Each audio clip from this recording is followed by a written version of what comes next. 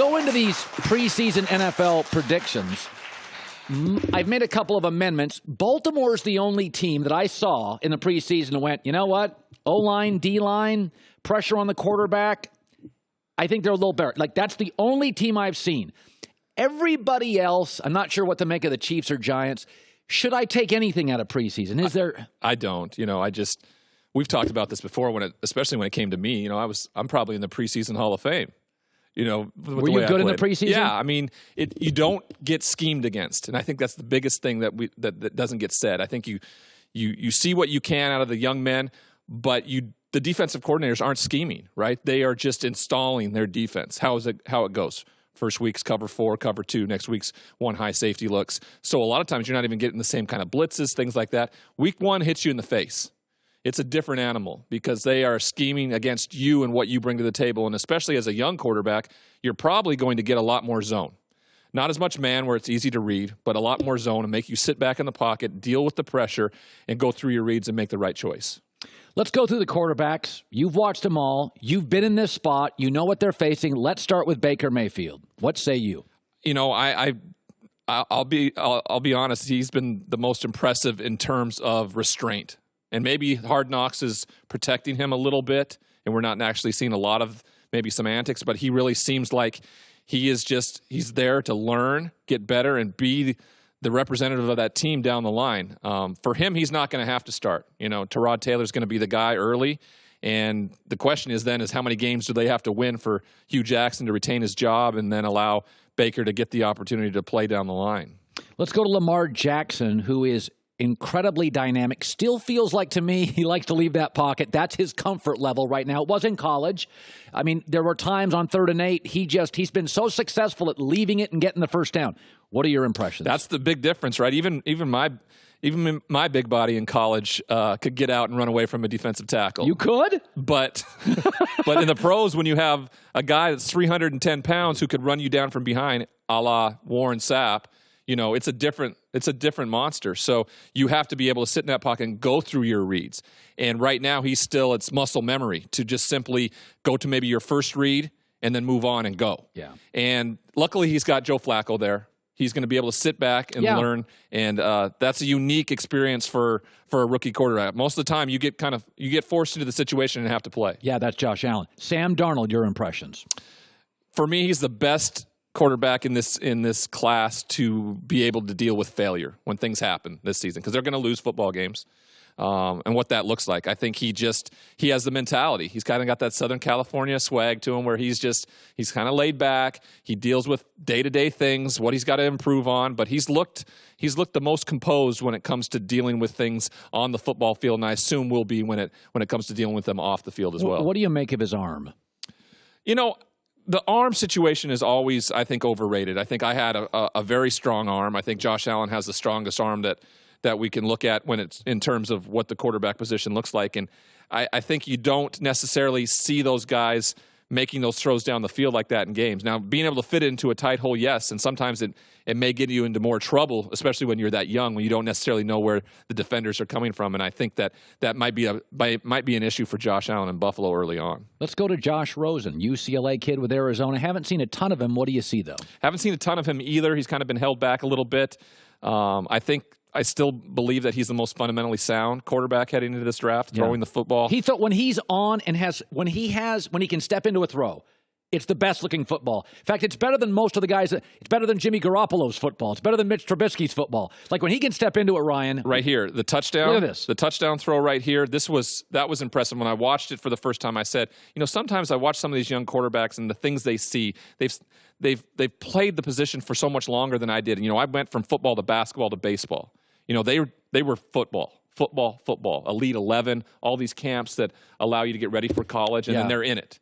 And some of the times their vision really, really impresses me, and he is one of them. But he also has a guy like Sam Bradford. Now, the problem with Sam is he just hasn't been able to stay healthy.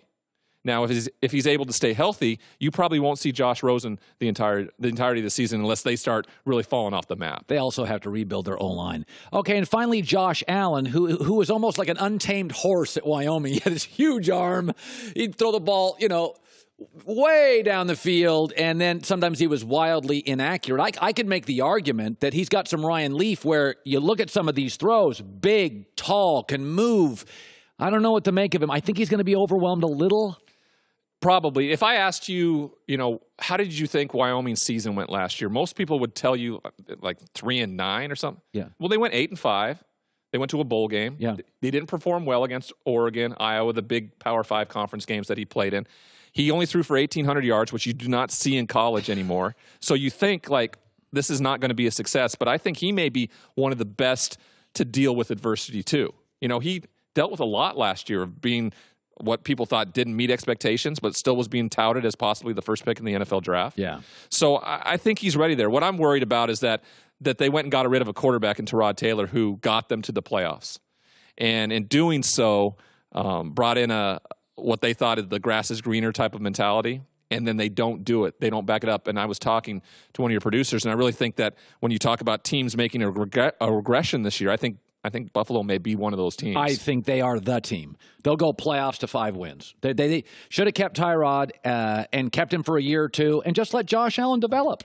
He was clearly a kid that's not ready right now this second to and play. That's okay. That's fine. There's a future. These are future. You're betting on people's futures. Allow them to develop that future. I will say this. When that was going on for me, I wanted that competition, and I wanted to start. You had to,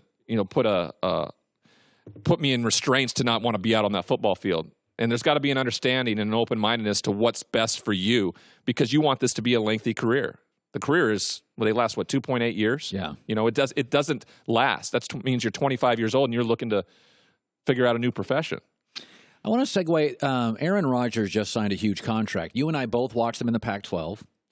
Came from a junior college. A little undersized. I thought in college he was a little robotic. Remember, he kept the ball up here. It's easy to just say, Aaron's just got a great arm. It wasn't that great in college. When you look at Aaron, the totality of Aaron, Cal backing up the guy, what is it?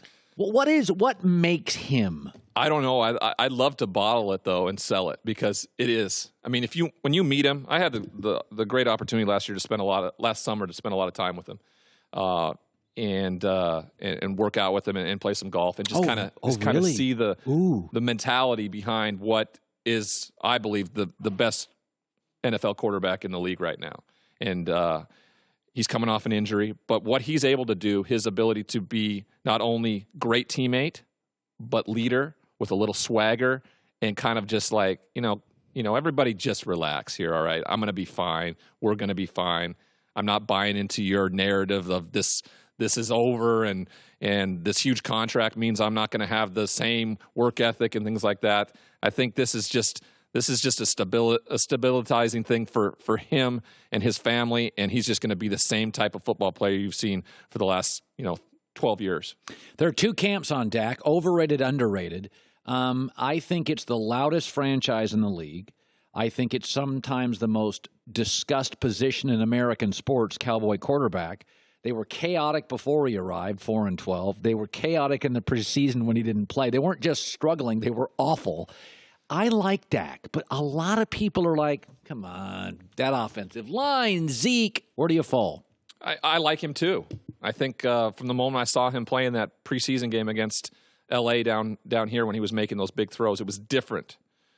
Usually I don't necessarily take away what you do in the preseason, but I did with him. I think he's a great leader for the organization. My only worry for them is that I think they lost their two best receivers. They lost Des Bryant and they lost Jason Witten, his security blankets. What's he go to now? That's my biggest question. I think they're going to struggle. I think that division got a lot stronger. You have the defending world champions. You have a team that people think are now world beaters because they added a running back and paid Odell Beckham. So if anything, maybe third, Alex Smith in Washington. I think which makes them find a way to maybe win 8 games. Dallas is fighting for the caboose there, I think, in that division. Wow. You like Dak. I like Dak, though. But you like him, but the thing about quarterbacks, and you talked about it with Aaron Rodgers, there aren't many that actually, like Tom Brady makes the team. Makes the team. You don't find those. Aaron makes the team. Andrew Luck makes the team. Yes. this is the epitome of a team sport. It is. And if you don't have the respective of other components to your team when you are what you would consider a solid NFL quarterback like Dak is, but if you don't have the tools, the players around you, you guys are going to struggle, and it's not going to be all on you. But because you decided to play quarterback and you are the quarterback for the Dallas Cowboys, head coaches, quarterbacks get all the praise, but they get all the blame too when it doesn't go right. And that's what we signed up for. It's not necessarily true, but it's what we signed up for. By the way, he does Pac-12 this morning on Sirius XM. College football starts this weekend. We'll have Ryan Leaf back. Absolute pleasure. Your life story is amazing. You're an amazing guy. You got a new little one in your life, which is so cool. And you're going around doing motivation. He's about as big as you now already. Is he? Yeah, he's a giant. Is he a giant kid? Yeah. Is he really? He's already running. He's 10 months old, and he's running around the house. Well, I hope you have him doing like the cone drill. You can't start too early. I've been speaking at these colleges, and I always tell the joke before I go to speak to the team that, like, when we were at Cal and when we were at Texas A&M, I told the team that Justin Wilcox and Jimbo Fisher already offered my son outside, so you guys better. 10 months in. Ryan Leaf, good seeing you, bud. Hi, everybody. Thanks for watching. Subscribe here to get the latest from the show. Also, be sure to check out more of the best clips from The Herd or go watch a few segments from other shows on FS1.